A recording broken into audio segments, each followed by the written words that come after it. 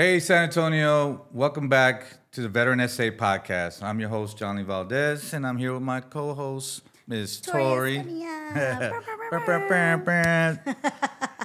So we're back at it again. We're here to talk about September, which is a very, very important month for the veteran community, focusing on suicide prevention and kind of addressing all the things we've done throughout the year, the things that are going on with suicides and where we're at, what's out there, what can we do to help get that resources and information out there. So first off, before we get into it, I want to say thank you to our sponsor, Game Day Alamo Ranch.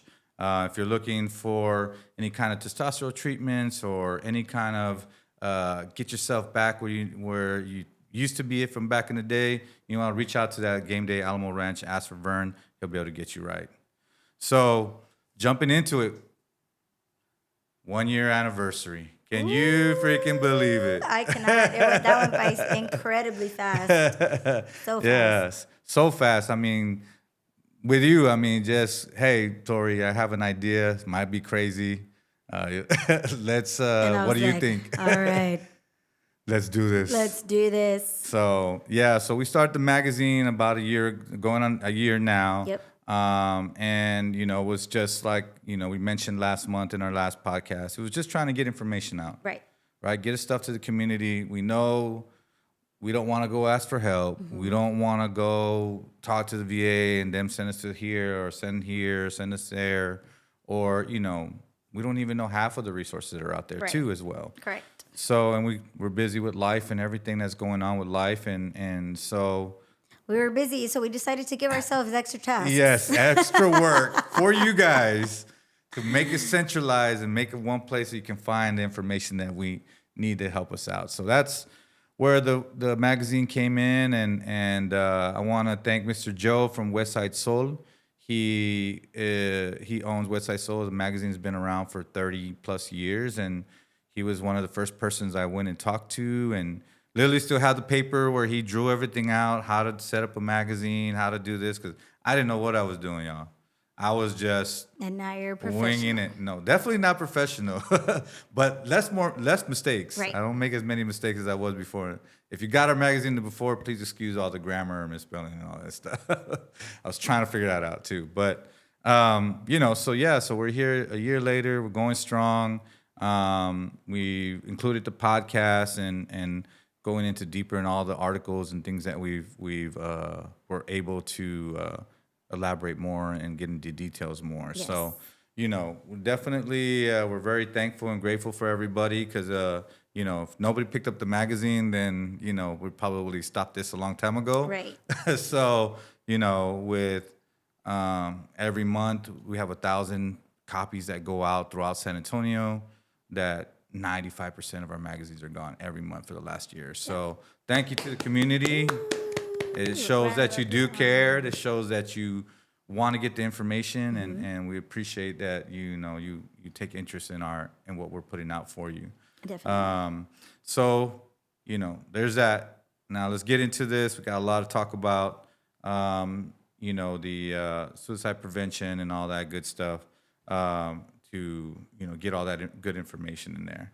So we do have a mental health article that's written by Dr. Coronado. So if you get a chance, check out our article. She's interviewing a Major Marquise Wilson. Nice. So he's an active duty major, and he talks about mental health, resilience, and military training. So now they're active duty. They're putting more emphasis on being mentally prepared, being mentally resourced, make sure you got the resources you need, versus back in the day. I mean, it was kind of like, are you good? Yeah. Okay, good. Yeah. Here's your sit rep. You're always, no, I'm good. That's it. Right. And so she goes in a little bit of that. He talks about some of the things that they're doing active duty wise. Are you seeing anything in the reserves that they're doing and maybe the Navy's stepping up on doing? Nothing that they haven't already started incorporating. Like whenever they do the yearly physical health assessment, it's part of that. I don't think they're really doing anything differently, but I think the main difference is that now they're not punishing people for saying that they're having a hard time. where I feel is before they were scared that, if they were going to get a weapon taken away, that they weren't going to be eligible to be in because they couldn't carry a weapon because they're having certain thoughts. So in that sense, I've seen a difference just because it's, more accepted. They're willing to talk to people. They understand that, people are going through things. It's not necessarily, one type of mental health issue. So that I've seen a difference. I think they're actually allowing people to be honest instead of just, saying, no, I'm good. Don't worry about it. Yeah, that's awesome. Yeah, so if any of your active duty guys have any info too, send that up. We'd love to pass that word along too about, what they're doing in other branches and stuff. I know in the Navy, it was really hush hush back in the day. So I don't, it was wasn't like exactly what you're saying. It was just never really it's like we know you're going through something, but we still gotta turn this bird around, Right. or you still gotta get on deployment. You're only qualified person, or whatever. Yeah. So I'm glad to hear that they're starting to take it more seriously, and that's kind of where it all stems from, right? Once we get out, we lose all those resources, we Right. lose all that priority. Being active duty, you get a lot of priorities with TRICARE and Yeah. with your command and all that stuff. Once you get out, you lose all that. So it's really great. I'm looking forward to her article and go check it out and hear what he has to say, what the Air Force is doing. So we also have an article on Suicide Prevention Month. So we highlighted a bunch of different resources that are going on. The VA and all these different resources in the community. So it was something that what started this whole thing off and trying to get resources for vets and number is statistically dropped is what they're saying from 22 to 17 now. Yeah. But there's still a lot of concerning numbers like, attempts and, all these other things that are not, being statistically aligned with those numbers. Right. So definitely check out that article. Definitely understand that it's still a problem in our community. It's still very much an issue that we still need to face head on together. Right. And everybody just needs to take a deep breath and freaking get the help. Reach out to people. And I think one of the biggest things that is creating a support system. Yeah. I think that's like huge. Definitely. Huge, because it's just, life can come at you super fast Right. out here. Things can be, that storm, if you're not prepared for that storm, that can rip everything away from you in a heartbeat and leave you, if you're unprepared, leave you in a state of duress where you're just, no other option. And then, if you're suffering from like depression or anxiety and stuff like that, I mean, you can really slip to that point of, wanting to not be here, and that's the tough thing, with our nonprofit Combat 22, where we started from, our peer support groups, we encourage to have a crisis plan. Yeah. Who's the people you reach out to? Who at any point can you go and have a chat with, or go have a walk with, or go have a coffee with? Like, who are those people in your circle that you can trust enough to, whatever's going on in your life, financial, literal, relationship, anything going on in your life that you can feel comfortable enough to talk to them and put it all out there where you can get everything off your chest. And, that's half of the battle of it, Yeah. being able to find somebody that you just let everything good or bad. And there's no judgment. They're just trying to help you find solutions so you can feel Yeah. better. I mean, I know you've been there for me plenty of times, even recent times. And You only like 20 drinks at this point. yeah, hearing me out, and all that other stuff. So I mean, and I've had with nonprofit, I've had people call me in middle of the night and just in crazy distress, and and I've gone out there and met people in the middle of the night. Yeah. Kind of, it's a little crazy for both of us, but to be with somebody that's kind of in that distress. I mean, I'm not highly suggesting you just take caution when you working with somebody that's in a distressed state of mind and you're going to meet up, just make sure everything is cool, you guys are comfortable and all that good stuff. Be safe and all that. And but definitely not being an expert or anything, just by life experience, that what helps me is that I have a strong support system. I have friends, I have family, I have people that, I have family members that are like going through all kinds of medical issues and on the verge, literally on lifelines, and telling me like, shut up, like, suck it up, Yeah. move on. You're all right. You're doing good. You're not in the hospital. Yeah. You're not dying. You'll be all right. I'm like, oh, okay, my bad. Sorry. Well, I think people don't understand that everybody's version of health is different.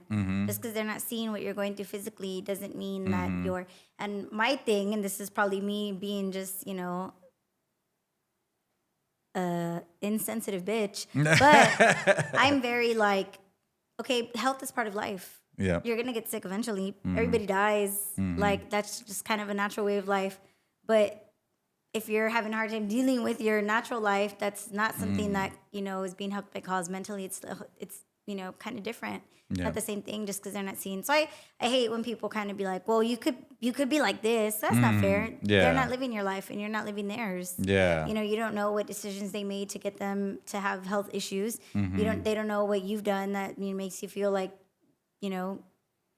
being depressed for the day. Yeah. So that's kind of a shitty way of thinking it. And I think that mentality is where a lot of people just don't like to say anything. They're like, oh yeah, you're right. I'm not in the hospital with A, B, C, and D. I have no room to say shit. And then they kind of keep that bottled up and it eats at them because then you feel guilty for admitting that, you have an issue when somebody else is in different shoes. And I think there's some people that can just handle different things. There's people that can handle more than others. And,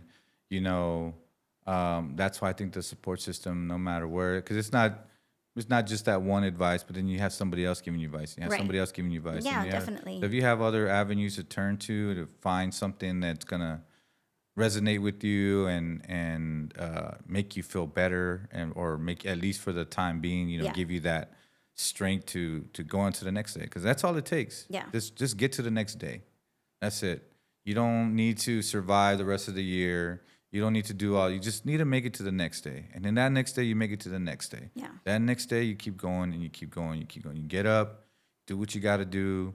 If it's something that's, that's military related or civilian related, there's so many avenues for you and resources for you to take advantage of where you don't have to feel like there's no way out. So make friends, get out, be social. Guys don't have a lot of friends all the time. No. And I feel like that's a different, I kind of feel like that kind of contributes to the, why the male suicide is higher than the females. Because we're always going to have a comadre to call and vent and talk and do this and that. And women have historically been great at having a support system within one another. I think, partially true. Yeah. I got friends that date back all the way to freaking kindergarten. Right, but you're good with maintaining friendships. There's a lot of men that think that we don't. have a lot of friends. Yeah. We just are not comfortable talking. Yeah. Oh no. With women, I know you guys can. We're like, girl, look at this. Yeah. We don't. Vergüenza, right? We don't send each other naked pictures of each other. Like, what do you think? Well, what is this, good? girl? Do I look good? Like, we don't do that. But Hey, well, maybe I should. No, I'm just kidding. Not that kind of. Not get that person. If you're any of my friends, you better not send me a naked picture of you. I swear to God. They're like, what do you think this is? Like, I don't know, bro. Go get that checked out. Is this a tick or a mole? Oh my God! Yeah, don't do that, guys. Just kidding. No, but I'm just saying, women are definitely more open with their friends. Yeah, and with a lot of us too. Even in my own circle, like I have some really, really deep friends. Well, I could just lay it all out, or they can lay it out on me and stuff like that. But I think that's majority of men's issue is that we just don't. We're not. Since we're little, hey, get up, don't cry, don't get up, get up, don't cry, walk it off, kind of thing. I was raised and that like mentality. When have you ever seen me cry? I've seen you cry. When I'm drunk doesn't count. It does. It does. I was like, wait a minute. I seen you cry. But I cry when I'm mad, not when I'm sad. There's a difference. Either way, it's still. But no, still an emotion that for you sure, express. and I get that. I just think, yeah, I was raised on tough love like that too. Like, okay, you're fine. Come on, yeah. Yeah. Don't throw yourself a pity party. Yeah. Get over it. That's life. I feel like that was my grandma's motto. Like, that's life. Yep. Yeah. But yeah, definitely reach out. I think there's everybody's in different stages of life, different. Some people are not as outgoing. Some people kind of introverted or don't know how to deal with things, and I think a lot of that culture definitely needs to start when they're younger. Like, I'm sure you heard about that kid that killed himself at the gun range at boot camp, Oh yes. the Yeah. Navy this past month. Like, and that was just boot camp. Yeah. Lord knows what he'd been through before that Yeah. he felt that way, and I can only imagine if he had been on a deployment that didn't see land for months on Yeah. end. That would drive anybody insane. Yeah. And So- I mean, just That's rough. yeah, it's rough to just not have an outlet to speak out to, and that's why we highly encourage you guys to create these outlets. Our nonprofit has a couple of things coming up. We have a pickleball tournament coming up October 25th. It's going to be veteran focus. It's going to be a trick or trunk, so you can come out there with your kids, have a good time, socialize with some other vets, build a. I mean, I don't know about. We covered pickleball a couple of times, and they're freaking fanatics. And they have a coat. So if you want to be part of you don't want to do the running coat, or you don't want to do another kind of coat, but hey, you want to stay in one spot and hit some balls? No Colts. They already joined the military. That was enough. Hey, some people are craving that. Some Yeah. people are craving that That same community. that community Right. that cares and sure. will go step. A total stranger will step in front of you and help you and lift you up when you fall, kind of thing. Right. So we have that, and we also starting our new segment of peer support. We're starting for Combat 22, our Tacos en Veteranos. There we go. September 13th at Tommy's Restaurant from 9 to 10. We'll have some tacos for you guys, some cafecito, and some Big Red if you want. That's some cheese, man. And some cheese, man. Yeah, just out there. Whatever anyone wants to spill, anyway. Well, out there, we'll talk and we'll just BS and get some. I had some people coming in talking about different resources and that everybody can learn from. Nice. But most of the time, it's just chit chatting, talking. No pressure to tell your story, but if you want to, where everybody's going to be there, no judgment free. If they judge, they don't get tacos. So so things like that. Look for those kind of things because there's all different types of organizations that do similar things. We're cooler though. We got some cooler events, but there's some really, really, really great stuff. Last one we talked about San Antonio Coalitions and Families. Hero Hut, we'll have them up soon. They do a lot of really cool stuff. Nice. But a lot of that too is in the magazine, so check those out.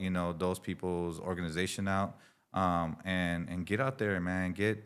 Build that support system, build that community, because there's a lot of people that you think it's just you. Yeah. You think it's just you because you're sitting in your own mind and you're stuck. Yeah. And there's a lot of people invested in wanting to help. Yeah, there's a lot of people out there wanting to help. And there's a lot of people out there going the same thing, looking for the same thing as you are. And, two like-minded people want to get better, want to get through the next day together. I mean, there's nothing more stronger to me. Right. So, yeah, check out that article. Definitely, chime in the comments and stuff, too. Let us know, your experiences or your resources that you may know that we didn't have covered. So yeah, just go ahead and take that. So then moving into the next thing is relationships and toxicity. Dun, Yeah, dun, dun. And relationships are freaking hard. Facts. Are hard. And dealing with, and then you have a toxic element. You add a toxic element. A toxic relationship, I guess, defined as, just negativity of your mental and your physical, right, into relationships. So, these are one of the main contributors to veteran suicide. Of course, the main, if it's, your combat related and all the other stuff, is the key main factor, but your relationship can play a real part. Right. If you're getting that support or if they're just if you're not continuing to beat down on you. Yeah, if you don't get the right treatment and the willingness to fix yourself, your relationship with your spouse or your family, can really determine your success. For sure.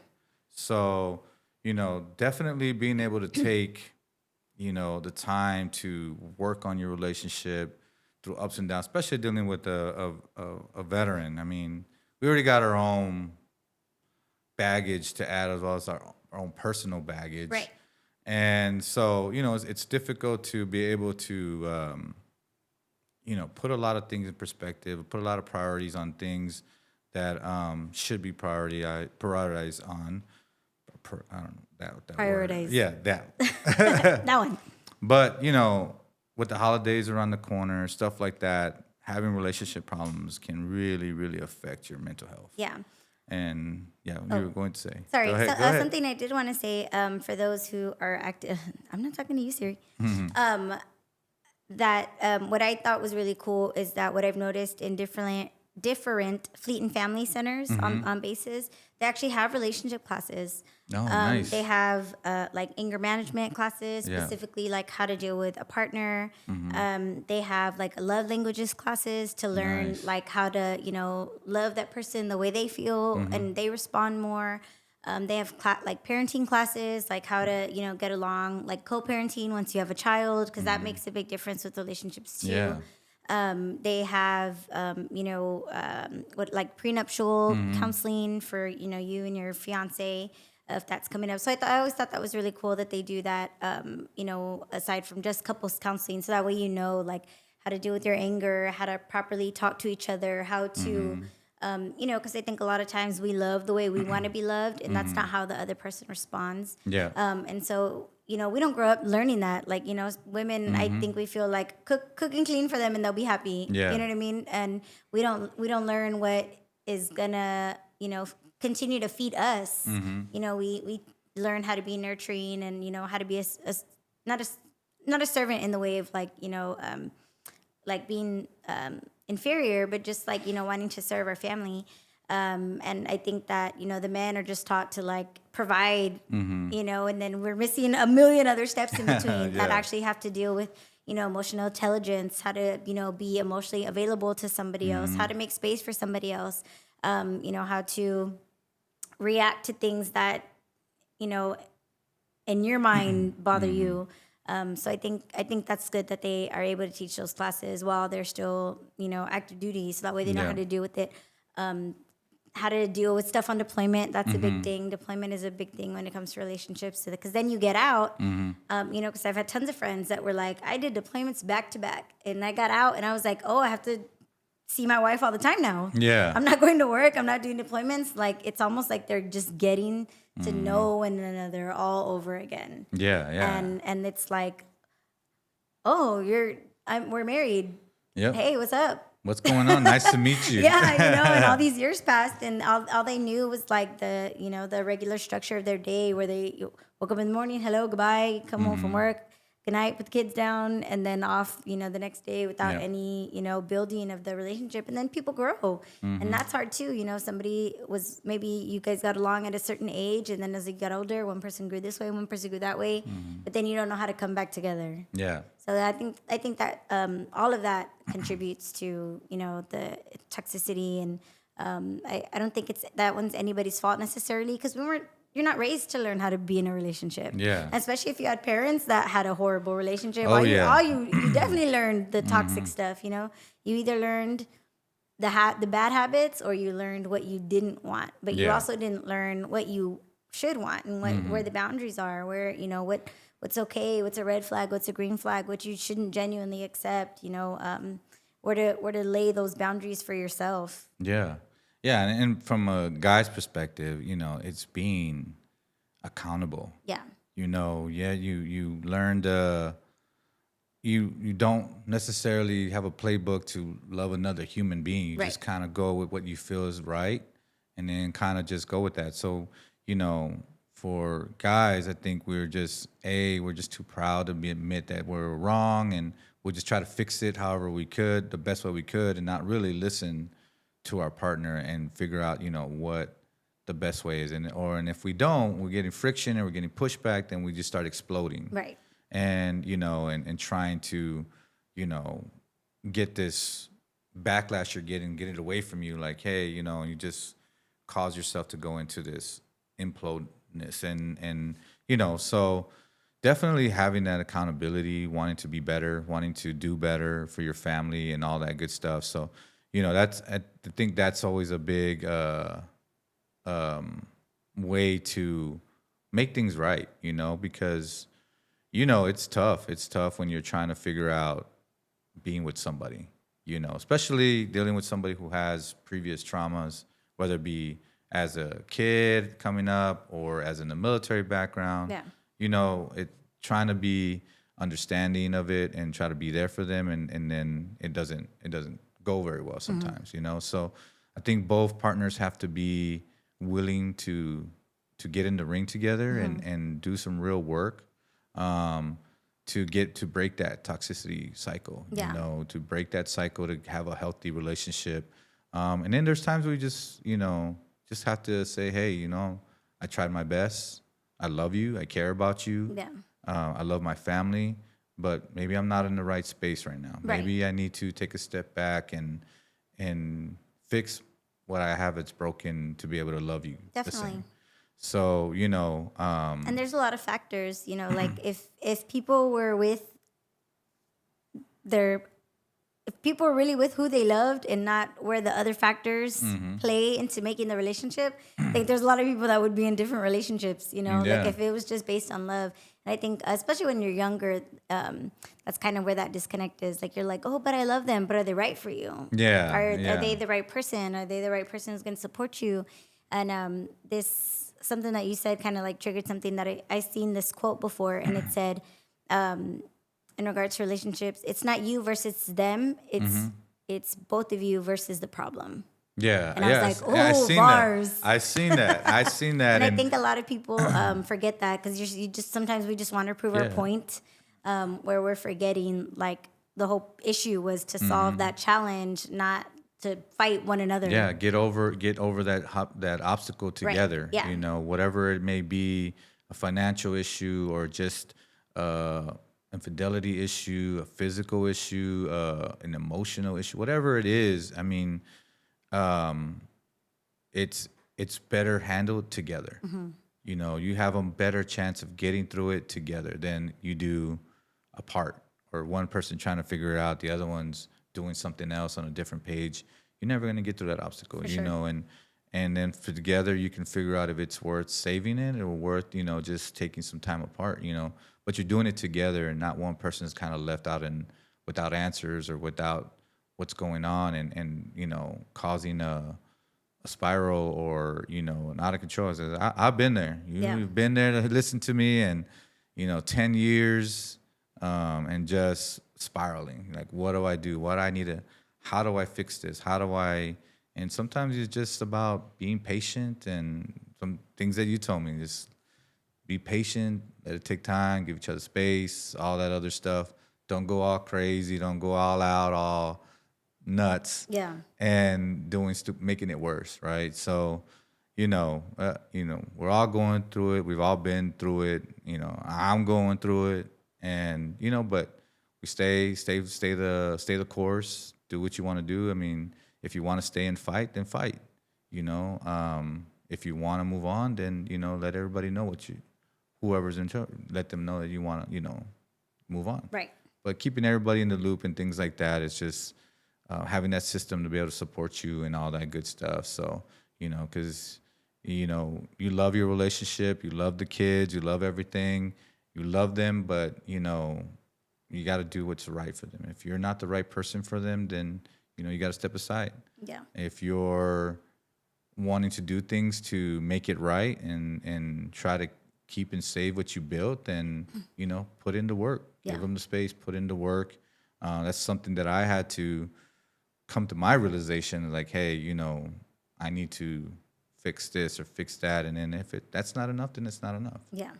So, And I do think there are, we talked about resources for active duty, but I do think there are for vets as well. Oh, yeah. Who did we have when we did the sip and paint? Was that the Blue Star? We had we had Strong Star. Strong Star, okay. Yeah. That does like couple cruises and couple yeah. getaways. We had our event, and that was nice for just couples to, not have the kids, go on a, little date, enjoy one another's company. That was taken care of, so they Yep. didn't have to pay anything. So that's always good. Something free to do with your Yeah. significant other, with no financial burden aside from, the gas to Just get going, there. yeah, just getting out there Yeah. and being together So and working on definitely, each we other. should actually, now that we're talking about this, that's probably something we should look into also, is maybe finding some resources for veteran couples. Yeah, I yeah, think for that would sure. probably be good. So if anybody knows of anything, let us know. But that would Yeah. probably be good too, because yeah, you're right. Especially like the holidays are coming up. That's usually a big financial strain. People are more emotional. They're missing their family, and that comes into play too. I Yeah. think when it comes to the relationships, and holidays are hard for everybody from different angles, I think. Yeah.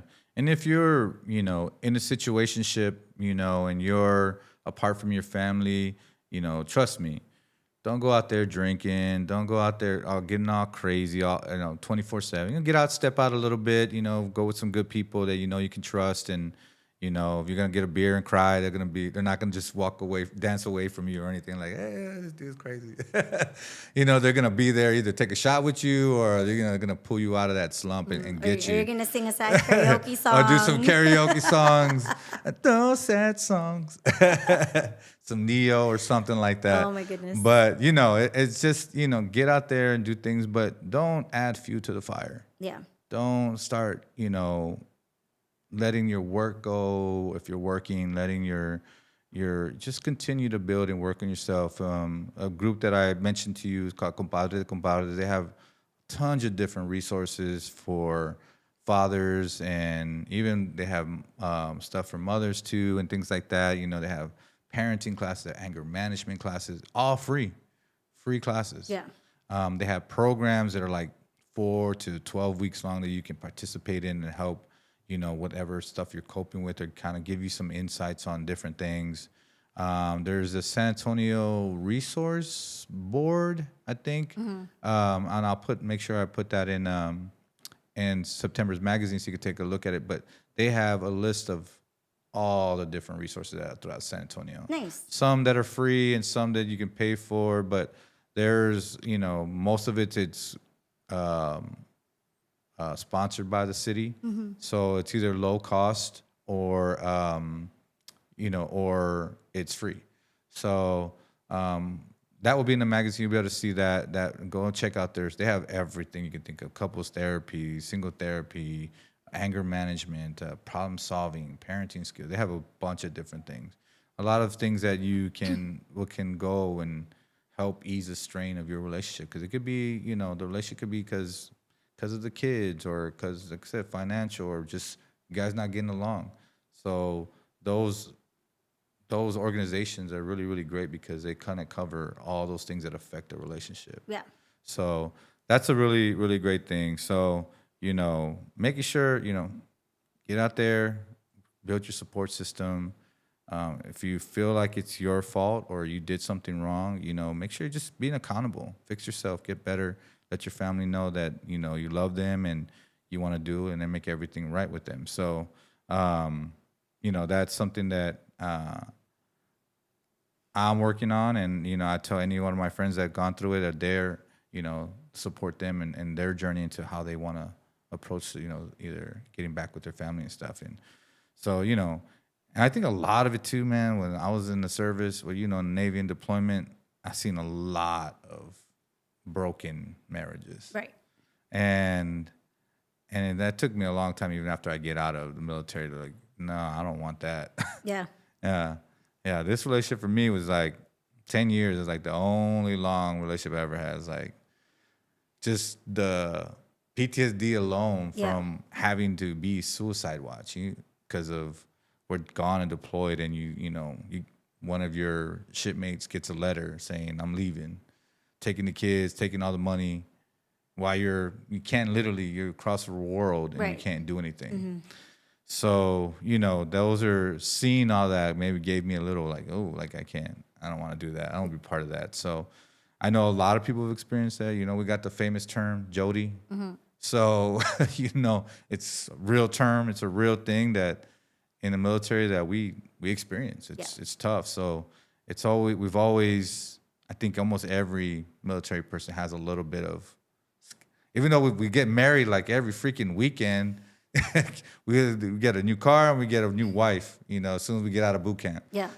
So, We love. We just don't know how to thrive in it. You don't know how to thrive in it. You don't know how to grow it, like you said, with the Fleet and Family Center, doing those type of resources. That's awesome. We also don't know how to pick them either. Yeah. Yeah, you can't. I've seen many a stripper as a wife. Right? Especially them, the Marine cats in North Carolina, man. I know a lot of buddies of mine that are like, oh, yeah, she worked here at the... Shout out to the Spearmint Rhino in California. Yeah, and Coronado out of Five Palms. Oh my God. Yeah, so, and then, we wonder why, she's emptying out the bank account when we're deployed. So, but, I've seen a lot of stuff. I've seen 20-year marriages go up in smoke. I've seen... on both ends, not just, you say you don't know on everybody, so we just got to make sure, you're taking accountable for your mistakes in your relationship and you're trying to do your best to fix it. So, so just stick with it, fight if you want to fight for your family, but that means doing the work. Yeah. Don't pity party yourself, and I've been there, pity party, got slapped around. Okay, don't be doing that. It's good to have mean friends sometimes. You're welcome. But and just get it right and get what you got to do, get done. So relationship wise, it's not the end of the world. Yeah, and also I think just kind of as a side note, I think a lot of that is just being good with yourself, being self-aware of what you're doing, what you're bringing. Make yourself happy. I think a lot of people think that being with somebody else is going to make them happy. It's going to make their life whole. It's going to make their life better. And then when they are not with that person anymore, things are going rocky. It messes up their own flow. So I think continuing to keep your own mental health in check, to make sure you're working out, to make sure that you have a good outlet, a support system. All the stuff that we talk about goes into play when it comes to the relationships as well. Because if you're good. I feel like that, how do they say, how do you expect to pour out of an empty cup? So if you're not doing well, if you're not unsure of yourself, it's kind of hard to give that to somebody else, or give them to be security. codependent on somebody. And, if something goes wrong with them, then you're losing yourself. So I think that, that self-love and that, keeping yourself well is also a big part of that too. Yeah. And for me, and then I'm not, anybody can pick their own outlet. But for me, I started going to church.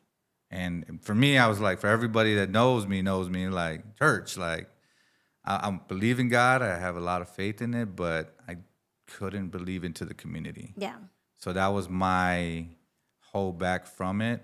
And man, when I felt like, man, I don't know what else to do. Whatever's going on is crazy. I went into there, walked in there, and it was just like a light bulb hit. Yeah. Like, okay, this is... The Holy Spirit hit you. It hit me. It hit me right across the forehead, man. Not in a sense to where, it was just like, man, I was looking for answers. I couldn't find them on my own. And then I showed up to one sermon, and I felt like the dude was, sitting next to me, talking in my ear, hey, da, da, da, da, da, wow. Yeah. And I was kind of just thrown off. And then they have these other great things, have a men's elevate night. They meet every Thursday at the, shout out to West Hills Church, that they meet up. And it was a bunch of just 180 guys in a room, at two different rooms, but a bunch of guys in a room just talking about relationship issues, financial issues, just everybody being vulnerable and open and willing to, change and do better. Right. So I think, and some of these guys have crazy stories. I thought, okay, maybe I'm a little crazy. I like to talk back or whatever. Now, these guys had some stories where Jesus Christ, but they're willing to do the work. So if you feel yourself that there's no answers, you feel like you shouldn't, but suicide or those kind of thoughts, it can creep up on you. Yeah. It can creep up on you if you let it. and you got to fight it. You got to fight that. You got to get to that next day because there are resources, there are outlets, things like that that you can um, you can use. They can help you, re-guide you because everybody's going to go through a storm and everybody's going to get stuff pulled away from them during that storm. Definitely. You just got to prepare yourself for that storm whenever it comes. And that's either through religion, either through working out, either through, businesses and focusing on that. Just find something, focus, pour your heart into that and make it to the next day. There you go. And you'll be all right. You remember, Johnny. Hey. Amen. So, all right. So now we got into the dark stuff. Let's get into stuff a little light. Let's change the mood a little bit. So we got Quincy Harper's Civilian Shift article is also published. He did an interview with Olivia Valero, and she's the HEB's Skill Bridge program manager. Awesome. So, HEB is I needed her like name. 6 years ago. Yeah. HEB, is a big name, Texas. We love them. They support the veteran community a lot, and they do a lot of great stuff just in the community alone. Right. So, I'm very interested in seeing, what HEB's vision is for vets and what their real mission is as far as like what kind of outlets they give them, especially during your internal. I heard they have an internal veteran group. Oh, nice. Within their ERG group that they have that's built within the company. HEB. Yeah. So I'm tuning in for that. He'll be recording his podcast with that, and so check his article out too as well, and get some insight on that because I heard they're really good. So if you're a veteran and you're looking for a place to work that can provide you a support system, HEB is definitely one of those places. That's awesome. That transition out of the military, it'd be one of your first jobs, and USAA is another one of those type of places. But yeah, HEB is probably should be number one on every veteran's corporate job list if that's what they want to do because they have a really great setup there. So yeah, tune in for that. Tune in for his podcast, The Civilian Shift with Quincy Parker, and check him out in the September issue of article. And then we have Dr. Natasha. She's also going to be doing her article on just a bunch of therapy accesses and a bunch of resources and some support networks to help make it easy for people to get access to resources. Mm-hmm. And that's all we're looking for. Just easy way to get it done. Yeah. So, tune in for that too. And also Dr. Coronado's and Dr. Gonzalez's Doc Talk podcast. Definitely tune in for that as they talk about just a bunch of different resource strategies. I really enjoy the part that they get really technical. Mm-hmm. Like some of these words that no way ever I would be able to spell, or even pronounce with my big lips. I'm like, I can't do that. My lips stick together. They won't allow me.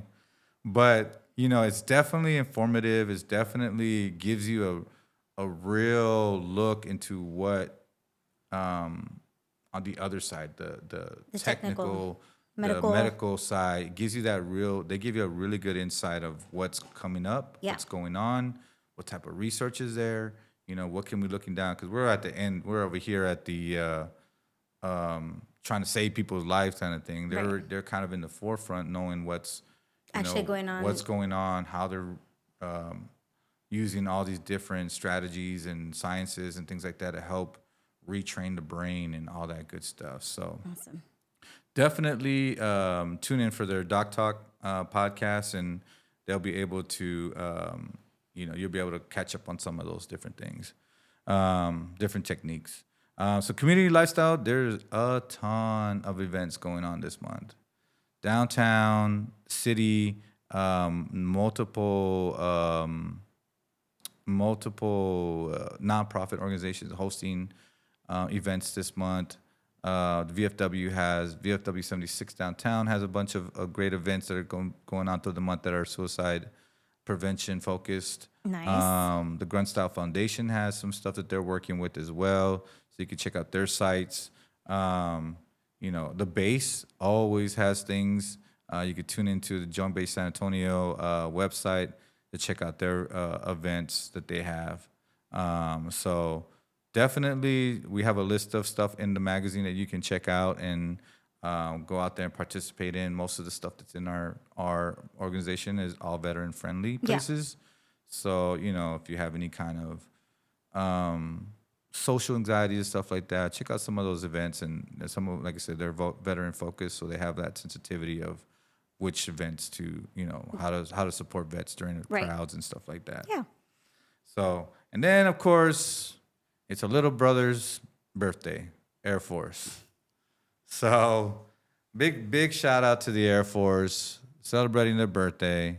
How many years? You know what? I don't know how old they are. OMG. Let's Google that real quick. On live, that's why there's a little brother. Sorry, we don't guys. don't chop our head off. We can't all just, it's just getting up right now at 12 o'clock in the afternoon. Quincy should probably know. Quincy, he's probably going to be mad at me for not knowing it off the back. But it is Thursday, September 18th.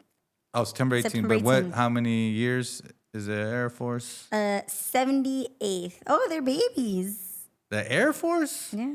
No. Really? Wow. The U.S. Air Force was officially formed September 18th, 1947. Nice. I guess because it was Air Corps, right, with the Army at one point. And then they transitioned to their stuff. Okay. Well, there we go. We learned Oh, something. my God. We learned something today. You guys can barely drink. Oh, man. 78 years old. You guys can barely fly. Just kidding. But happy birthday to you guys. Enjoy the day. Air Force plays a big role in a lot of stuff that we do as far as in defense. And I mean, I know a lot of good people. Quincy, of course, is one of our Air Force veterans, but a lot of great people serving the Air Force. I know we give them a lot of crap for the house, Air Force. yeah, for their housemaids that they have, Their spoiledness. and yeah, the lunches and the sit down lunches that they get and stuff like that, But definitely happy birthday, you guys deserve it, and looking forward to celebrating that with you guys.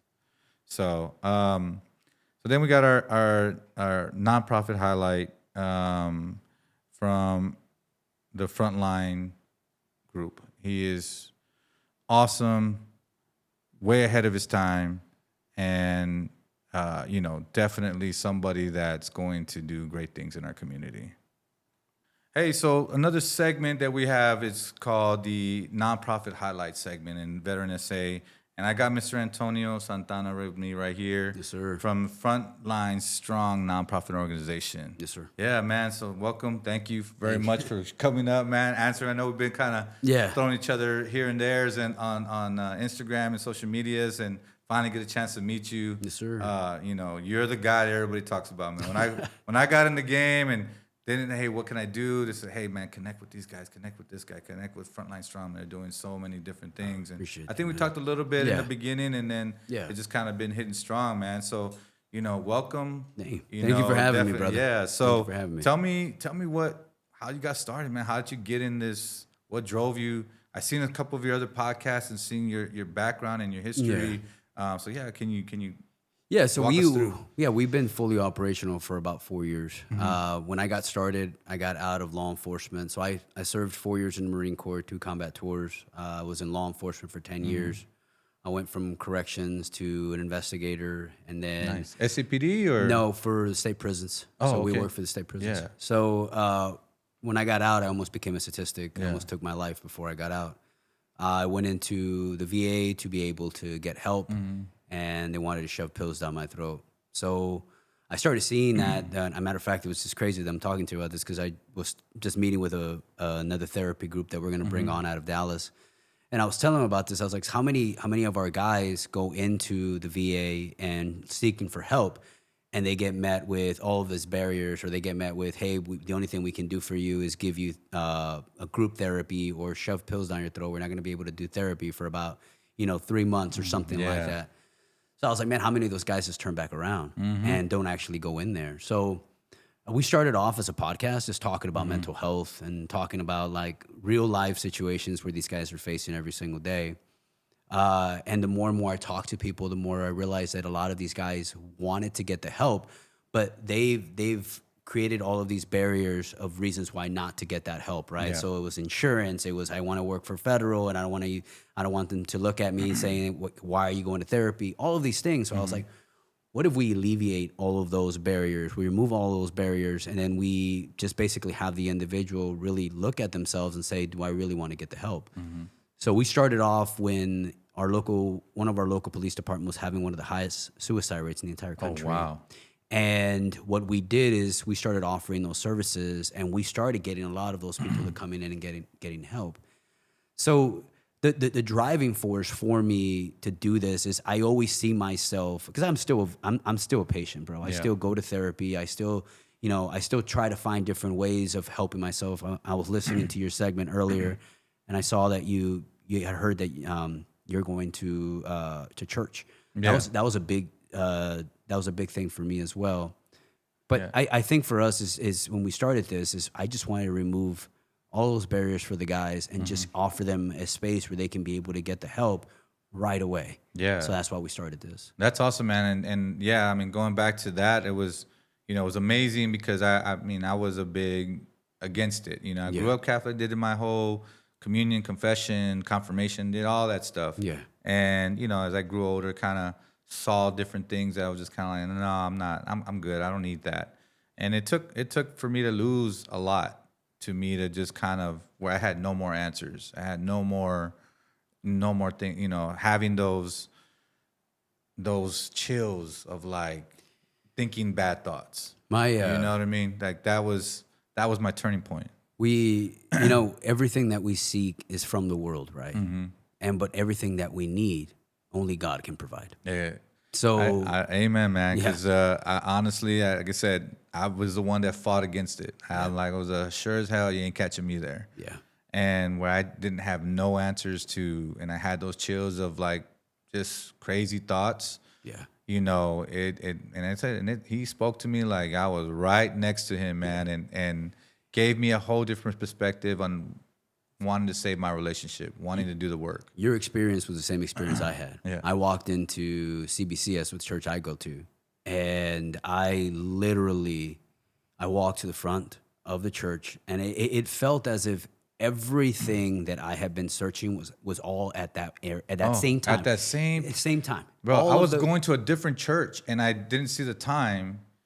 It was at 11, and I was already 11:30. I was like, oh, man. Yeah. And I was like, well, I heard about this Westover Hills church. Let me go check it out there. It started at 12. Yeah. Like, literally wasn't even going to go there. And the dude I was just, like you said, I don't know, it was divine timing, divine intervention. Man, it's like, I was telling this to everybody that I talked to. I just feel like all of the cracks that I had in my heart, and I remember when Pastor Ed went to go talk, I remember that I was like, man, it's like, did somebody tell you that I was coming in here today? Exactly. Did somebody just like let you know that I'm coming in? Because everything you're saying is exactly what I've been going through and what I needed to hear. Exactly. And man. So it's just, I think there's so many different forms of healing, man. And like, with Frontline, I really just wanted to provide them an entry point into that healing, right? Into an area where they can find some type of relief, at least start seeing a little bit of a light within the darkness. Yeah, for sure, man. Because that's definitely what we're looking for. We're trying to find that light because as a youngster, you can try to overcome those things a little bit easier. But once you get a little bit older and you're more established and you have more things that are being taken away from you, then that's when it starts eating at you. You start losing, if you're in a relationship, start losing your home, start losing your kids, you start losing your relationship, and all these things keep taking away, and that's where you start falling into this bad thoughts and all these other things. And so, I totally understand. There's so many guys, and I just want to tell you this because like it's put on my heart right now for you talking about that. There's so many people, guys, so many people that go into church. They go in, they give their life to God. And then all of a sudden, the devil comes and starts talking to them. Remember that one time you did that one thing? Remember that one time you said this and all this stuff like that? And it just makes you feel shame for everything that you ever did. And how am I here talking about God and talking about what God has done in my life? And I have this past. But I'm just giving you this as a, how do I say this? As as a way of knowing that even when those moments come, he is going to try to get you away from this path that you're on right now, because that other path that you were on only led you back into darkness. This path that you're on is bringing you into the light and is bringing you into the knowledge that you're supposed to have to be better in life, right? In the path that God has actually placed for you. Yeah. So in times like this, man, like when you accept God into your life, that's when life's going to get a little harder, because the devil's going to come at you a lot harder. Yeah, it's going to come at you a lot harder. To pull you back. And that's what I'm hearing in the sermons and the teachings and stuff that they're talking about now. Like I said, I didn't know that it was such a spiritual walking that you have to go through, and there's people attacking your spirit all the time. And all then, the time. It's they should put it as the devil attacking you all the time. It's why he's trying to pull you away from God's plan and keep, God has a plan for you. You're doing what you're supposed to be doing, and then when you have all these different elements that are keeping you from that plan. That's the devil's work and trying to keep you away from that. So, it was very eye-opening for me. It was very motivating at a point where I was like, man, I lost kind of all hope on what's going on and losing all control of what I had, and more focused on what I was losing than what I can still accomplish or keep going with. The biggest thing, man, is who you surround yourself with. Yeah. In this new walk that you're going to have, you need to surround yourself with people that are going to continue to push you in that way and not pull you away from them. So the people that you surround yourself, the things you read, I always told people, like, when they would be like, oh, well, what are you listening to? And I'm like, oh, you Bible thumper. Like, but man, like, now that you kind of get into this space and you see the light, man, it really, because you're going to get attacked more and more and more, right, from the devil. And now I understand why they say it's like what you put into your mind, into your body, is going to continue to push you, give you the strength to stay on that path, right? If you listen to things or you watch things that are opposite of that, it's going to start making you think, well, maybe it's not that bad if I go over here. Maybe it's not that bad. And then all of a sudden your walk starts weakening. It starts weakening because the devil is wearing you down. Yeah. So I mean, it's been a journey, man. It's been an eye-opening. Like I said, I do they have a Thursday night Men's Elevate group, and in there it just gave me so much courage, man. I'm not gonna even. I mean, there are so many men out there that feel like, I mean, I feel like maybe they're a little bit more in dire need than me, but they're able to still encourage me. Like, hey, man, don't give up. Keep going. Keep coming to church. Keep learning. Keep, being part of this group. It's going to help you. And, man, I couldn't believe that these people were going through all these situations, and they were still able to offer me some assurances that, hey, things are going to get better. Because it's knowledge, man. Yeah. That's the big thing, is like, when you go through this, you understand the stages. Like, I talk to a lot of people that have been in church for a long time, that have been in faith for a long time. And then I talk to them, and you're right. Like, circumstances, their circumstances might be a little bit more rough, or they might be facing something. But just seeing how they stand firm on their faith is what it's encouraging to me. You know what I'm saying? So it's like they've walked it for a while, so they know, like, hey, you're going to be facing with these things. You're going to be going through these things. So you need to strengthen your shield when times like this get hard, right? So that's all it is, man. It's strengthening your sword when you have to battle this darkness that is always back. It's always there for you. It's always coming back. It's always coming for you. Yeah, and that's what it's been for me, man. So I'm pretty excited on this journey of learning and figuring it out, along with, trying to put my life back together and stuff like that. So, do you guys use faith-based stuff for So I am starting to get a lot of more therapists that are faith-based. I have all walks of therapists, because everybody has different they have different beliefs, but I am starting to connect more with faith-based therapists as well too, because I think it has to be something, right? It has to. I have seen that, like, the therapist that I utilize now is faith-based. I've gone through many different types of therapists. Yeah, same. Yeah, same, man. That's why I said this. I mean, this guy knew exactly what was on my mind. Yeah. And knew exactly the struggle that I was trying to figure out. Like, do I stay? Do I go? Do I apologize? What do I? And he just said, man, this is what you needed. This is what God says. that a man should do for a woman in his family. This is how you carry that burden. And me growing up, I get chills. I'm getting chills right now, man. Just the way he talked, I get chills all day long. But this is what you need to do to love the woman that you be with the woman you love. And for me, it was always about trying to defend myself and.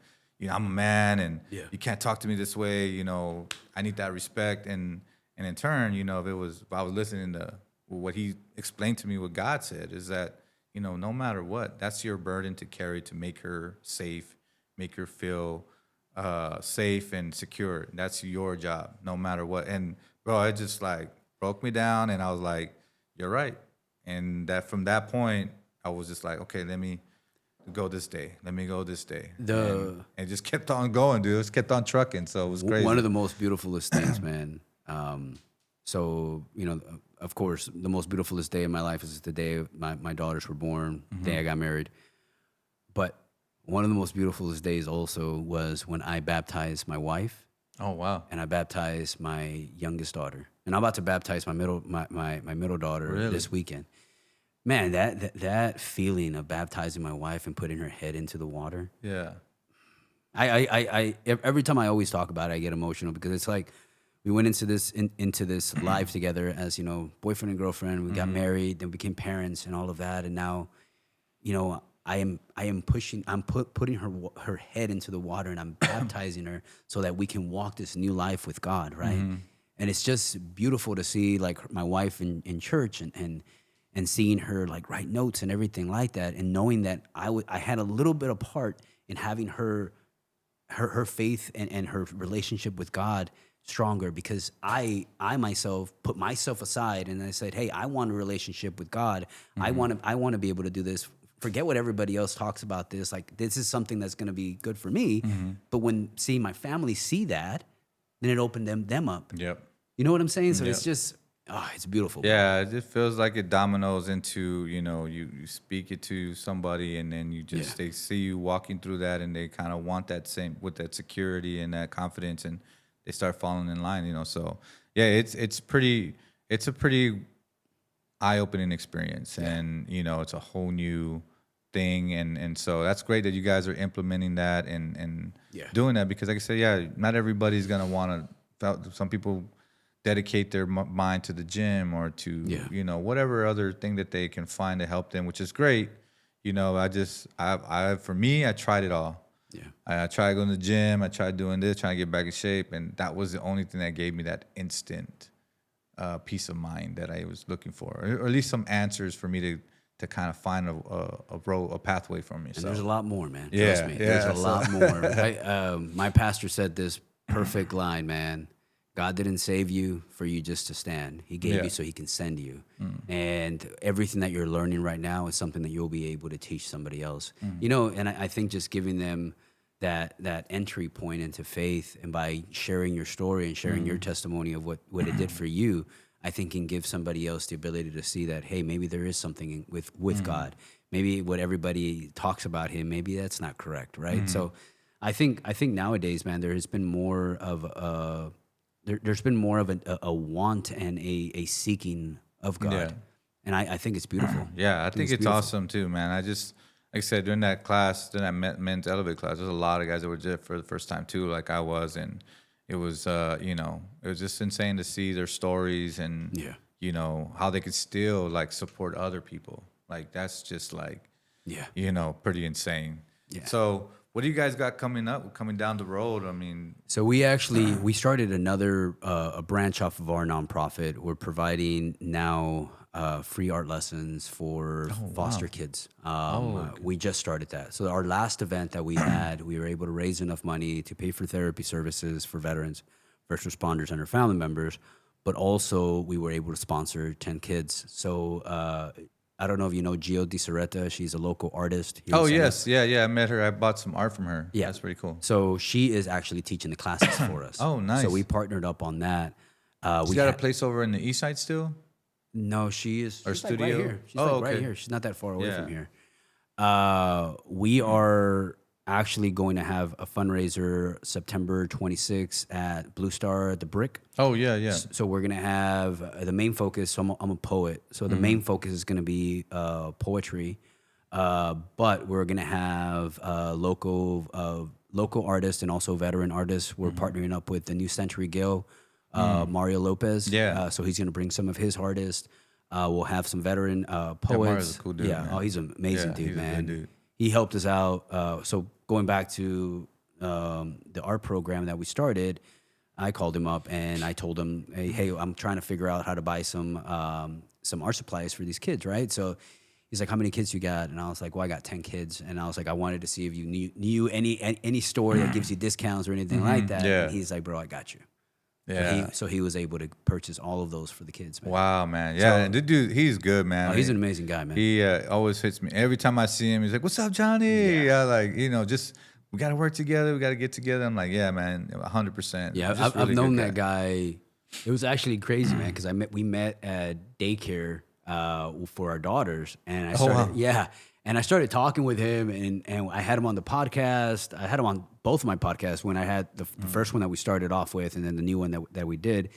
And then we just did events together. I went and I read some poetry at some of his events. He always showcases his art at my events and stuff like that. So That's awesome. He's just a great dude, man. Yeah. Great dude. Yeah. So I know you also came up with a new app or something like Yeah. that, correct? So can you explain a little bit about that? Yeah. So like I said, when we started, that police department was having the highest suicide rate. I talked to a lot of the family members that lost their loved ones to suicide.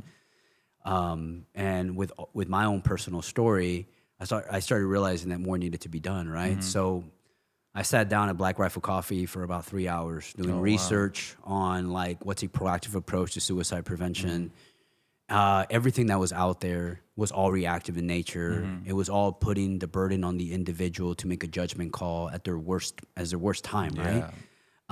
So I was like, man, why do we have to call the system? Like, why can't the system call us, right? So I had this concept in my head, but I was like, how can I put that together? So I'm like, man, what if we utilize biometric information? I mean, I utilize biometric information for all of my workouts. That's one of my first, when I started my healing journey was working out. That was my first part of it. So I would look at my biometric information, look at my heart rate, look at how hours I slept, all of that. So I was like, what if we were able to utilize the biometric information and feed it to a therapist real time? But then at the same time, too, I started thinking, I was like, man, therapists are overwhelmed. Like, there has to be a middle point here. So we were like, well, what if we put together a peer support network and we put peer support as kind of the first line of defense? Therapists would be still intertwined, but they wouldn't be getting all of these triggers. So we created an app which has 3 components. It has the user, it has a peer support, and it has a therapist. And they're all 3 different apps, and they all are interconnected. So a therapist, the peer support, and the user are all interconnected. So your biometric information would come into our app, and it would be fed real time to your therapist and to your peer support. Wow. And what we've created is an algorithm associated to the individual. So we do a 7-day baseline, and if the individual starts trending away from their 7-day baseline, then a peer support will be able to get a prompt like, hey, Antonio hasn't been sleeping good, or hey, Antonio's step count is out. Pretty awesome. So all of those things is like, it's just touch points. It's entry points into the conversation, right? It's like, hey, Antonio, you haven't been sleeping. Like, hey, what's going on? Do you want to talk? Is there something going on, right? Yeah. We have a feeling wheel, which is the same therapeutic feeling wheel that everybody goes, and, you see how you're feeling, whatever like that. And it asks you 3 times a day how you're feeling. So all of those things are all statistic information that gets sent out to peer support and to therapists so that they can have a better understanding of how you are doing. We've also embedded in, and I know I'm giving you a lot of information. No, it's all right, man. Yeah, I mean, a good thing it's on podcast, right? You can re-watch it later. Yeah. So we also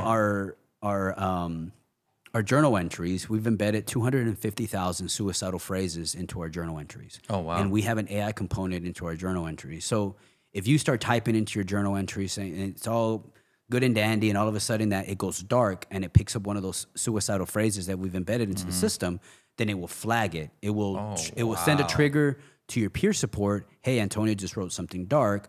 but also it will let you know, like, hey, do you take What's a deep going- breath? Yep. Do you need to talk to somebody, whatever like that? But peer support already has been notified, so they can reach out to you like, hey, brother, you need to talk to somebody. Yeah. So it's trying to get ahead of the problem before the Yeah. problem escalates into something major or something tragic, Tragic, yeah. like suicide. Yeah, man, that is amazing, bro. I don't know how you would. I would never. And I've had heard people kind of similar stuff. Nothing to that where you're being that active or being that proactive when Yeah. it comes to identifying them and be able to kind of sense all the different symptoms and triggers that they're putting out to the world, and it's actually being proactive in there. That's pretty freaking awesome. We've had a lot of conversations, and people are like a little hesitant. They're like, "Well, that's a lot of information." I was like, "Brother, that information is already out for everybody. Yeah, Your exactly. your information is already being fed to Google. It's already being fed to Apple. It's Yeah. already been fed." When you start seeing all these things that are on your mind on TikTok and all Yeah. this stuff, man, it's listening to you. So it's already out there. Why can't we utilize that information to ensure that you're okay? Yeah, exactly. So I told this to the therapy group that we were about to partner up with, and she's like, "Wow, that's a crazy idea." Like, I was like, "Man, this is how I am. I don't look at a problem and just walk away from it. Like, I am always trying to figure out how can we better the system, because our system is broken. It is broken. How can we better the system so we can actually change the whole concept of 22 a day, which 22 a day is a insane. big lie, because Yeah. it's 42 a It day. should be 42, yeah. So if you really even think about it, the notion that anybody can just say 22 a day and not do anything about it, that's the thing that I've always like stood there. I'm not saying there's not a lot of nonprofits that are not doing the work, but to me, I'm like, I get anxious. Yeah. I'm like, okay, 22 a day, 42 a day, whatever you want to look at it, whatever like that. There's still people dying what are we doing to solve that Exactly. problem? So that is where I get more passionate about it. And it's like, we can't just look at the problem and just fucking walk away.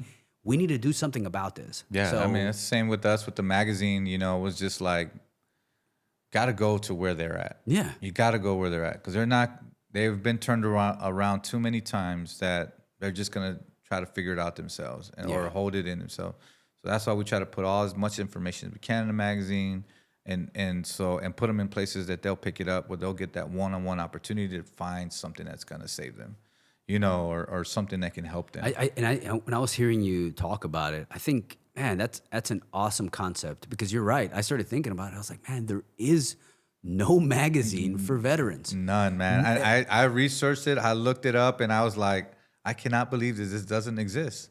It doesn't exist. I mean, it was insane. There's a national one. I think it's called U.S.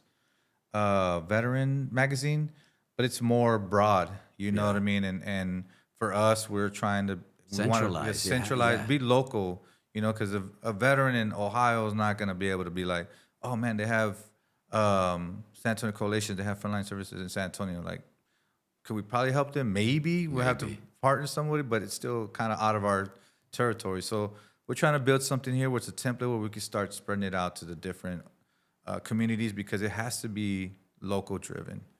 And that's what I'm talking about. Is you saw an issue, you saw a problem, and you didn't walk away from Exactly. it. Right? That's what we need to do. We can't just look at the problem and say somebody else is going to fix it. No, well, you are that somebody. Exactly, yeah. You are that somebody. You can't- know what I'm saying? You need to have more people like that, and then maybe this 42 to 22 a day can actually start dwindling down. Yeah. You know what I'm saying? So that's what we need. We need more people to see the problem and not just walk away from it. Yeah, exactly. Instead of saying, "Oh, somebody else is doing it," and nobody else is. Nobody's doing it. So you keep saying, you looking at that and saying, "Hey, that's the problem," and that's maybe what we needed was you to see that's the issue there. Then just do something about it, dude. I had nobody. I run this nonprofit, me, myself, and I. I had nobody initially when we started off. We started off with a board and everything like that. But I didn't know anything about how to start this. Yeah. I didn't know anything about therapy services. I'm a patient, so I know how it is to be in Yeah, I therapy. know. But I didn't know all the alphabets behind the name and all of that. And I mean, I just learned, man. I just ask questions. Same. You know what I'm saying? Same here, man. I didn't know anything. I'm just a normal guy, just trying to figure stuff out. But like I said, I mean, even when I started it, I found somebody on Facebook and said, hey, can you help me create a web page, and she's like, yeah. And then can you help me file this nonprofit paperwork? And yeah. And then they burned off, took $4,000 away, $4,000 and took it, and then try to hold. So our nonprofit's combat22.net, but she had the .com under her name and tried to hold it hostage for $10,000 from me.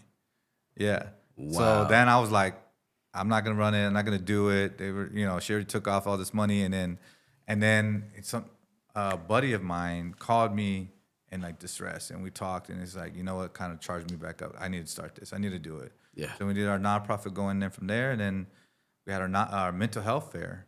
We had a whiskey cigar night. We had 150 vets show up. We had a boots and bourbon event, golf tournament, big turnout.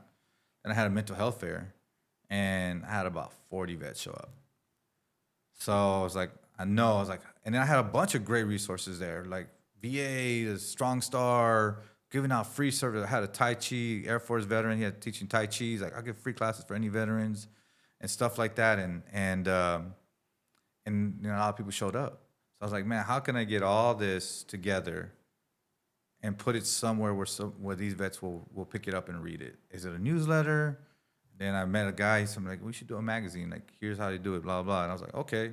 And I figured out how to do a magazine, and I'm like, then we're here a year later. So, it's incredible, man, the stuff that you're doing that, for me, it's like, this is like old technology, but it's kind of great because people are still picking up magazines, which is crazy. That's, that's the first thing people told me, like, man, nobody's going to pick that up. I said, we got 1,000 circulating magazines every month, and 95% of those magazines are gone. That's awesome, bro. So every month. So it's like, it's amazing. So, for you to leave that frontline digital era to where it's even faster to get information or faster to get help, that's even more phenomenal that you're able to do that. That app, man, right now we have a small pilot with a local hospital that is gone bigger. We started off with like 45 of their leadership nurses, and then now we're going to 450. So we're going to onboard an entire department. Holy so cow. I have so many ideas for the app, like so many ideas for it. That's awesome. But it's just like it's exactly what we just said, man. Like, I think who better? I always tell this to people whenever they come in, like, oh, but what's your credentials for all this? And I'm like, well, I know darkness. I know pain. I know almost committing suicide. I know all of this stuff. I know that part. Yeah, I might not have the alphabet behind my name, but, I've partnered up with people that do have that. You know what I'm saying? So, like, I think you shouldn't say, like, who am I to be able to create this? You are the person that needs to create this. We're the lab rats. Yes. We're the lab rats that are willing to step out of the comfort zone and do, dedicate our time, our extra time. All our writers here have full-time jobs, and they still dedicate the time to get the information out there and write every month and stuff like that. So, because they believe in what we're doing and what's needed in the community, man. So I applaud you for everything that you've done. Appreciate it. So what do you have? I think you posted you're having some events. Yeah. What events do you have coming up? So just the one we have right now is the September 26th at the Brick. We're working on some other ones. We're doing some yoga events. Nice. We just haven't gotten a date finalized for those, but those will be after that, and we'll post those. But the September 26th, we'll have the poetry and art event at the Brick. Okay, awesome. And I guess my last question would be for you is like, somebody sees this, never heard of Frontline before, never seen what you've done. What would be a good takeaway for somebody to encourage them to seek out help from your organization? I think one of the biggest things is that we are an organization that is driven by heart, man. Like I said, I run this by myself. Whenever you send out your referral, I'm the one that gets it. Yeah. I'm the one that sends it to the people. I'm the one that makes contact with you if you have any questions. And I understand the struggle, man. You know what I'm saying? So that's one of the biggest things is you're not getting a therapist or you're not getting a therapy group. You're getting a veteran and a first responder who has suffered in all of this, right? I believe that our nonprofit is, I think to me is like, of course, in every nonprofit, they all go through this financially wise, where that is like should I continue to do this? God continues to provide me with the funds that I need to be able to continue to keep this going, right? So I know that what I'm doing is right, and I should be doing this, right? The thing is that like my love for this comes from not just being something that I'm helping us, comes from my purpose and my mission. There's a reason why everybody goes through certain things, right? Yeah. There's a reason why you go through your darkness. There's a reason why you got a divorce. There's a reason why you all of these things. And many of those reasons why is to put you on the path that you're on right now. I needed to go through all the stuff that I went through so that I can have an understanding of darkness and pain, so that when somebody comes to us, I understand where their position is at, and I can be steadfast in helping them get the help that they need. Yeah. So one of the biggest things that I would say is that our nonprofit is ran by heart, and why I do this is to actually help our guys get the help that they need. Yeah. Well, there you go, ladies and gentlemen. Frontline Strong, Mr. Antonio, thank you very much for your time today.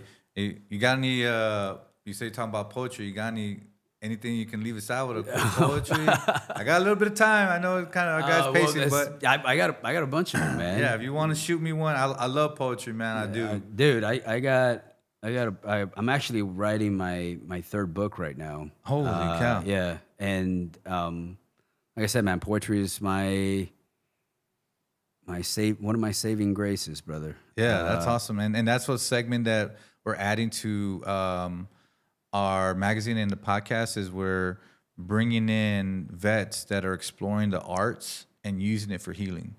So either poetry, music, design, like clothing design, anything that they're using that's creative to help them reshape their minds, refocus their minds, and get them on a healthier passage. So that's something that we're working on now and include in our magazine to spark the ideas. So that's if you want, I can read this one for you. Yeah. Hit us up. And this was actually a brand new one that I just finished writing. Yeah. And it's called The Veil. We are all slaves of something. The bottle, the screens, the wounds we bury so deep, the rot in silence. Addiction, lust, rage, shame, chains that drag us away from the man God created. We walk through life with a veil over our eyes, woven from trauma, pain, and lies we told ourselves just to survive another day. That veil blinds us, keeps us from seeing who we are meant to be. And so we bow to the master, fear, pride, desire, forgetting that the gods we serve are nothing but shadows.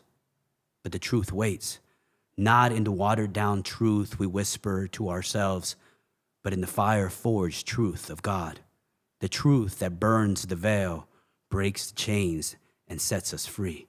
Without him, we wander enslaved to ghost. With him, we become what he intended, whole, unbroken, and finally free. Woo! God damn. That gave me the goosebumps, man. Especially, like I said, a lot of stuff that I got going on. That definitely was something I needed to hear, man. That is amazing. So, ladies and gentlemen, please check out, support Frontline Strong, support Antonio and their organization. There'll be more with us. Yes, We're already in talks, so we'll break it down more and get some more stuff out to the community. So, thank you again, brother. Yes, sir. Appreciate it very much, and we'll catch you on the other side. Yes, sir. All right, brother. Thanks. We have you, of course, Tori. And, you'll be able to, Tori's got a little bio in there, and you'll be able to know a little about Tori, where she came from, where the bodies are buried. Definitely didn't put that on there. Yeah. And, get to learn a little bit about Tori and what she's done for the community. Then we have Dr. Cristina Coronado. She has her bio about, her medical research and her degree and what she got it in and why she's being part of Veteran SA. Being that her son is a prior Marine and dealt with PTSD and the fallouts of transitioning and kind of falling through cracks and trying to figure that stuff out. So she has a really big heart for helping vets like that with her. And then we have Dr. Natasha Gonzalez, who is former spouse and lived the life of, you know, traveling, not working, supporting, Yeah. you know, doing all the things, all the hidden things that every On the married home front. yeah, every married veteran, um, you know, needs to for them to do their job and come back safe. You know, Right. can't be worrying about home in the battlefield. It's one of the biggest things they talk about. Yeah. You know, so so she has a really great background as far as that. You know, how to support the veteran, what it takes to do that. You know, the fallouts of when it doesn't happen. Yeah. Right. So she has a really good. And then we have, of course, Quincy Harper, who U.S. Air Force retired, 20 plus years. Been in the transition game a long time, so picked up a lot of skills and things like that and met a lot of people. And I don't think there's one person in San Antonio that I ever met that had anything bad to say about him. Yeah. So it's Who have you like, met that has something bad to say about me? I don't know. Cracking my knuckles. I'm all, excuse me. Just kidding. Nah, Quincy's cool. No, Quincy's awesome. He's been a big supporter, and then you know, that's was everything that I wanted to bring together. All And then, of y'all- course, yourself. well, yes, I have myself, but we already talked about that. One of these days, Johnny's going to talk about himself and give him his own flowers. Nah, man, I don't need that. I'm just glad that I was smart enough to bring good people in.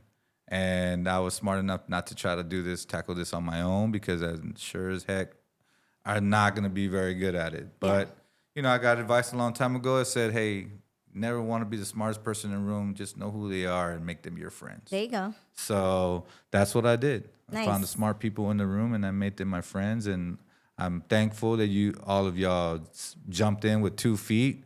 I mean, it's been amazing that everybody, I mean, you guys like, yeah, let's do this. Like, Yeah. And we're here a year later. So, you know, check out their bios, check out the pages that we have for them. They'll talk about all the different things that and why they wanted to contribute to the magazine and you know, what's looking forward to the next year coming in. So to the next year, you know, major announcement, finally official. ACOG, which is the American Area Government. I need to get their acronym correct. Dios mío. Back to Google. Yes, back to Google. So ACOG, my buddy Victor, he called me about a month ago and kind of introduced me to an award called the Defense Champion Award. It is the Alamo Area Council of Governments. Yes, yeah. See, I mean, I got dyslexia, so it's like all these. I can't get these letters together like that.